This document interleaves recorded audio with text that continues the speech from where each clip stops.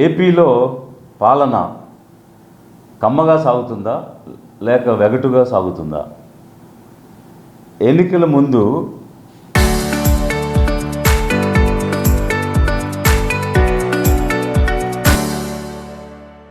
Telugu Desam party అంటే బడుగు బలహీన వర్గాలు బీసీల పార్టీ అని చెప్తారు పార్టీ స్థాపించినప్పటి నుంచి. కానీ ఎన్నికలు అయిన తర్వాత మరి అదే బడుగు బలహీన వర్గాలకు, బ్యాక్వర్డ్ క్లాసెస్కి, మైనారిటీలకు అంత ప్రాధాన్యత ఉంటుందా? లేకపోతే కమ్మగా తమ వర్గానికి ప్రాధాన్యత ఉంటూ ఒక కమ్మటి రాజ్యాన్ని ఇక్కడ ఏర్పాటు చేయడం జరిగిందా? రీసెంట్గా ఆదినారాయణ రెడ్డి గారు, ఎక్స్ మినిస్టర్, ఆయన వైసీపీలో గెలిచి తర్వాత టీడీపీలోకి వచ్చి మినిస్టర్ అయ్యి ఇప్పుడు ప్రజెంట్ బీజేపీ ఎమ్మెల్యేగా ఉన్నారు. వారు ఎన్టీ రామారావు ప్రభుత్వం ఏర్పాటు చేసినప్పుడు, అలాగే చంద్రబాబు నాయుడు గారు ప్రభుత్వం ఏర్పాటు చేసినప్పుడు ఏ విధంగా కమ్మగా సాగేది పాలన అని ఒక రిఫరెన్స్ చెప్తూ, ఇప్పుడు కూడా ఇలా కమ్మగా జరిగితే ఎట్లా, మిగిలిన వర్గాలను కూడా పట్టించుకోవాలి కదా అన్న ఒక రిఫరెన్స్ అది సోషల్ మీడియాలో వచ్చింది, మనం చూడొచ్చు. అంటే ఈరోజు అలాంటి ప్రస్తావన ఆయన ఎందుకు తెచ్చారు అనేటువంటిది ఒక సబ్జెక్ట్ అయితే, ఇక్కడ ఒక కమ్యూనిటీని మనం టార్గెట్ చేసి కమ్యూనిటీ గురించి మాట్లాడాలనేది నా ఉద్దేశం కాదు.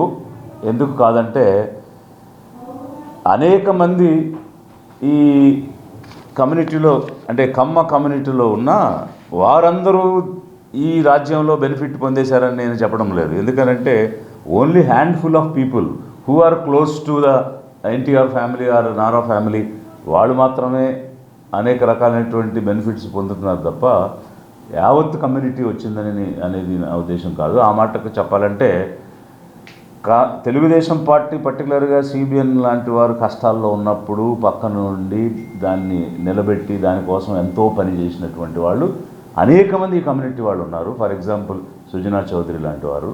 బట్ ఈరోజు వారేమి పార్టీని అడ్డం పెట్టుకుని పార్టీ ద్వారా ఎదగడం అనేది జరిగే పరిస్థితి కనిపించడం లేదు. అలా ఇంకా అనేక మంది పార్టీ కోసం పనిచేసినారు తప్ప పార్టీ నుంచి పొందినటువంటి వాళ్ళు కమ్యూనిటీ యాజ్ ఎ హోల్గా లేదు.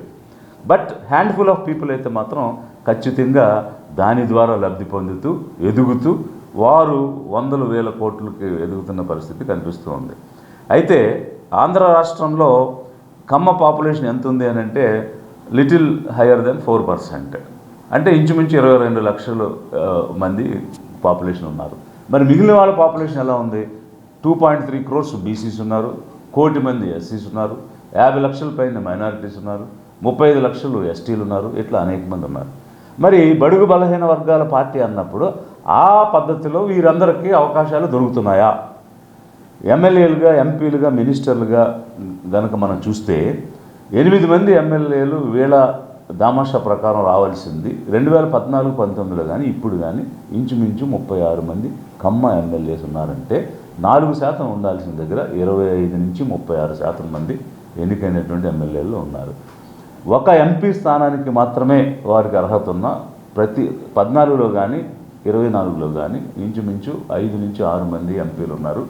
ఈవెన్ 2019లో 3 గెలిస్తే అందులో 2 కమ్మకు చెందినటువంటి వాళ్ళు ఉన్నారు.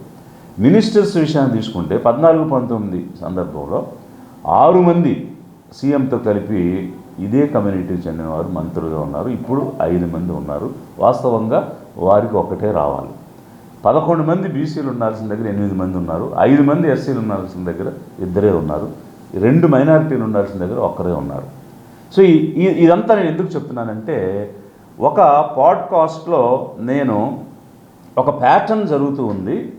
ఎవరు అధికారంలో ఉంటే వారికి కావలసిన వాళ్ళకే పదవులు ఇచ్చుకోవడం, ఆ పదవులు ఇచ్చుకోవడం అనేది నామినేటెడ్గా ఇచ్చే పదవులు, అడ్వైజర్స్గా ఇచ్చే పదవులు, కాంట్రాక్ట్ వర్కులు, డబ్బులు సమకూర్చిపెట్టే పదవులు మాత్రమే కాదు, ఈవెన్ ఉద్యోగాలు, పోస్టింగ్స్ ఇవి కూడా వారికి సంబంధించినటువంటి వారికే ఇస్తారు. అందులో భాగంగా డిఎస్సి మీద ఒక చర్చ జరుగుతూ ఉంది. ఆ డిఎస్సి మీద జరుగుతున్నటువంటి చర్చలో వారికి కావలసిన వారికి ఇచ్చుకోవడానికే గైడ్లైన్స్ మారుస్తూ వచ్చారు అనేటువంటిది నేను మాట్లాడాను. కావలసిన వారు ఎవరు అని అంటే, నాకు ఏపీపీఎస్సీ రిక్రూట్మెంట్లో ఒక పర్టికులర్ కేసు వచ్చింది. ఆ కేసు ద్వారా చౌదరి అని ఉంటే ఉద్యోగం ఇస్తున్నారు అనేటువంటి మాట కూడా నేను మాట్లాడాను. ఇక్కడ అన్ని అవకాశాలు వచ్చాయి, అధికారం వచ్చింది. అధికారం రావడానికి వీరు ఎన్నికల ముందు ఇచ్చినటువంటి హామీలు కానీ మాట్లాడిన మాటలు కానీ ఇది బీసీల పార్టీ, ఎస్సీల పార్టీ, ఎస్టీల పార్టీ, మైనార్టీల పార్టీ, బడుగు బలహీన వర్గాల పార్టీ అని చెప్పి అధికారం వచ్చాక ఆ రీతిలో వీరికి ఎక్కడైనా పదవులు వచ్చాయా, అవకాశాలు వచ్చాయా, కాంట్రాక్ట్స్ వర్క్స్ వచ్చాయా? ఇవేమి రాకపోగా జాబ్స్ ఇచ్చే దగ్గర కూడా ఒక పక్షపాతం అనేటువంటిది కనిపిస్తుంది అన్న అంశాన్ని నేను మాట్లాడాను. అందులో భాగంగా నేను రెఫరెన్స్ ఇచ్చినటువంటిది ఏంటంటే డిఎస్పి పోస్ట్ అనేది స్పోర్ట్స్ కోటాలో జయవర్ధన్ చౌదరి అనేటువంటి వ్యక్తికి ఇచ్చున్నారు. దీని మీద ఒక కంప్లైంట్ వచ్చింది, నా దృష్టికి కూడా తీసుకొచ్చారు. ఇది ఏమిటి అని అంటే ఈడబ్ల్యూఎస్ కోటాలో 8 లక్షలకు మించి ఆదాయం ఉంటే వాళ్ళు అర్హులు కాదు. బట్ ఈ పర్టికులర్ పర్సన్కి తండ్రి గవర్నమెంట్ జాబ్ చేస్తూ ఉన్నాడు, 8 లక్షల పైన ఆదాయం కలిగి ఉన్నాడు, అదేవిధంగా 5 ఎకరాల పైనే భూమి కలిగి ఉన్నారు. ఇలాంటి వ్యక్తి దొంగ సర్టిఫికేట్ తెచ్చి స్పోర్ట్స్ కోటాలో డిఎస్పీ కొట్టారని లేఖి అనేటువంటి ఒక అనదర్ క్యాండిడేట్ ఒక కంప్లైంట్ ఫైల్ చేసింది. అంటే శాప్ చైర్మన్ ఇతను చౌదరి అని ఉన్నాడని చెప్పి డిఎస్పీ పోస్ట్ ఇచ్చేశారు, అట్లా కావలసినట్టుగా ఇచ్చుకుంటున్నారు అన్న సబ్జెక్ట్ని డిస్కషన్ డిఎస్సికి సంబంధించి జరుగుతున్నటువంటి సందర్భంలో నేను మాట్లాడటం జరిగింది. అయితే దీన్ని ఐటీడీపీ అలాగే గౌరవనీయ లోకేష్ గారు కూడా మిస్అండర్స్టాండ్ చేసేసుకుని నేను డిఎస్పీలో మన డిఎస్సిలో పోస్టులు కమ్మవరకు ఇచ్చేశారు అని ఒక ప్రచారం చేశారు. ఇక్కడ నా సింపుల్ పాయింట్ ఏంటంటే ఒక 100 సంవత్సరాల క్రితం కమ్మ కమ్యూనిటీ ఒక వ్యూహాన్ని చేసి ఆ వ్యూహం ద్వారా వీరు ఈరోజు అధికారంలోకి వచ్చి గత 40 సంవత్సరాలుగా తెలుగుదేశం అనేటువంటి ఒక పార్టీ ద్వారా కమ్మ రాజ్యాన్ని ఏర్పాటు చేసి ముందుకు వెళ్తూ ఉన్నారు. అన్ని రకాల అవకాశాలు పొందుతున్నారు.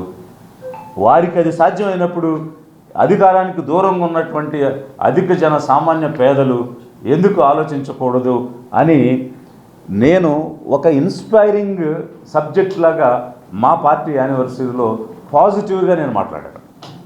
కమ్మ ఎక్స్పెరిమెంట్ని ఒక పాజిటివ్ నోట్లో అదొక ఇన్స్పిరేషన్గా తీసుకోండి అని నేను చెప్పాను. అయితే ఈ ఐటీడీపీ అలాగే గౌరవనీయ లోకేష్ గారు వారు భయంకరంగా వారికి ఇష్టం వచ్చినట్టు మాట్లాడి అనేక రకాలైనటువంటి సోషల్ మీడియాలో కామెంట్స్ చేయడం జరిగింది. ఇప్పుడు నేనేమంటానంటే ఈ జయవర్ధన చౌదరికి ఫేక్ సర్టిఫికేట్తో మీరు స్పోర్ట్స్ కోటాలో తప్పుడు ఉద్యోగం ఇచ్చారా ఇవ్వలేదా, డిఎస్పీ అనేది ఇచ్చారా ఇవ్వలేదా, దీనికి ఏం సమాధానం చెప్తారు? రెండవది వారు ఏం చెప్తున్నారంటే ఈయన ఒక ఎక్స్-ఐఏఎస్ ఆఫీసరు, ఇతని వల్ల రాష్ట్రానికి ఎలాంటి ప్రయోజనం లేదు, పారిపోయారు అని గౌరవనీయ లోకేష్ గారు అంటున్నారు. మేమేమంటున్నామంటే మా వల్ల రాష్ట్రానికి ప్రయోజనం ఉందా లేదా అనేది జనానికి తెలుసు. వేల మందికి ఓటు హక్కుని వాడుకునేటువంటి పరిస్థితి లేని సమయంలో వేల మందికి ఓటు హక్కు కల్పించినటువంటి ట్రాక్ రికార్డే కాకుండా వేల మందికి నివసించడానికి ఇళ్ల స్థలాలు ఇచ్చి, ఇల్లు కట్టించి, వ్యవసాయానికి భూములు ఇచ్చి, ఆసరా అని లక్షల మందికి అన్నం పెట్టి, లక్షల మందికి జ్ఞానాన్ని ఇచ్చి, లక్షల కుటుంబాలను వెలికి తీసుకొచ్చే అవకాశం ఒక ఐఏఎస్ ఆఫీసర్గా నాకు దొరికింది. It is a track record. నేను పదే చెప్పాల్సిన అవసరం లేదు. రాష్ట్రానికి ప్రయోజనం ఉందా లేదా అన్నది జనమే చెప్తారు. అయితే పారిపోయారని చెప్తున్నారు. పారిపోవడానికి మేమేమైనా మోసకారులమా, దగాకోరులమా, దోపిడీదారులమా, బూర్జువాలమా, భూస్వాములమా, పెత్తందారులమా, పెట్టుబడిదారులమా? మేము జనానికి సేవ చేయడానికి వచ్చాం, మేము పారిపోలేదు. పారిపోయింది మీరు. రాష్ట్రమంతా అల్లాడిపోతూ ఉంటే, కోవిడ్లో కరోనా వచ్చి సరైనటువంటి బెడ్స్ దొరక్క, ఆసుపత్రిలో సరైనటువంటి వైద్యం దొరక్క అల్లాడిపోతుంటే హైదరాబాద్ పారిపోయి ఎక్కడున్నారో తెలియకుండా దాక్కున్నది మీరు. మీ నాన్నను జైల్లో పెడితే కొడుకుగా తండ్రి పక్కన ఉండి తనకేం కావాలో చూసుకోవాల్సింది మానేసి రాష్ట్రం విడిచి పారిపోయి ఆచూకీ తెలియకుండా పారిపోయింది మీరు మిస్టర్ లోకేష్, మేము కాదు పారిపోయింది. అధిక జనం ఆలోచించాలి. ఇక్కడ ఈ పార్టీ పెట్టి సిద్ధాంతాల్లో చెప్పి మేము జనం కోసం, బడుగు బలహీనల కోసం ఉన్నామని చెప్పి పార్టీ అధ్యక్షుడిగా చంద్రబాబు నాయుడు, వర్కింగ్ ప్రెసిడెంట్గా లోకేష్ గారు అని అంటే ఇది ఒక కుటుంబ పార్టీయా, లేకపోతే నిజంగానే బడుగు బలహీన వర్గాల బ్యాక్వర్డ్ క్లాస్ పార్టీయా?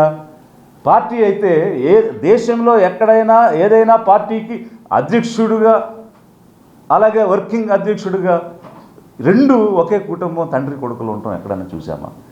ఇవి టీడీపీ ఉంటే కమ్మాసు, వైసీపీ ఉంటే రెడ్డిస్ అనేది జరుగుద్ది అన్న సందర్భం నేను చెప్తున్నాను.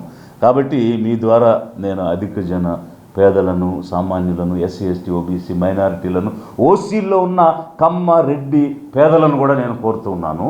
వీరు ఒక వర్గానికి తమకు కావాల్సిన వాళ్ళకి దోచిపెట్టడానికే వీళ్ళందరి ఓట్లు వాడుకుని అధికారంలోకి వచ్చి పనిచేస్తున్నారు తప్ప నిజంగా డిస్ట్రిబ్యూషన్ ఆఫ్ వెల్త్ కానీ, డిస్ట్రిబ్యూషన్ ఆఫ్ పవర్ కానీ, అంటే అధికార వికేంద్రీకరణ, ప్రతి వర్గానికి అవకాశాలు రావాలి, ప్రతి వర్గం నిర్ణయం చేసే అవకాశం ఇవ్వాలి, సంపద అన్నది ప్రతి వర్గానికి చేరాలి అన్న దృక్పథంతో ఎక్కడ పనిచేయడం లేదు అన్నది నా ఆలోచన. అందుకే లిబరేషన్ కాంగ్రెస్ పార్టీ స్థాపించాం.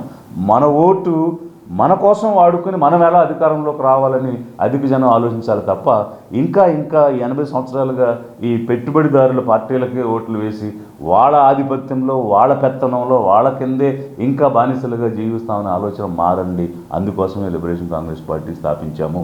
నేను ఒక ప్రశ్న వేస్తే, ఒక సమస్య లేవనెత్తితే నేను అడిగిన ప్రశ్నకు సమాధానం చెప్పే దమ్ము మీ దగ్గర లేదు, సమాధానం చెప్పడానికి మీ దగ్గర ఆ జ్ఞానం లేదు, ఆ సబ్జెక్టు లేదు. అలాగే ఏదైనా ఒక సమస్య గురించి మాట్లాడితే దాన్ని పరిష్కరించడానికి మీరు ప్రయత్నమూ చేయలేదు. కానీ ఏమంటారు అని అంటే జగన్ బ్యాచ్ అని అంటారు. అరే మాది ఒక political party, liberation Congress party అధ్యక్షుడిగా నేను మాట్లాడినప్పుడు నా పొలిటికల్ ఆలోచన విధానం ఏమిటి, మా పార్టీ సిద్ధాంతం ఏమిటని నేను మాట్లాడి దానికి అడిగితే దానికి మీరు సమాధానం చెప్పండి.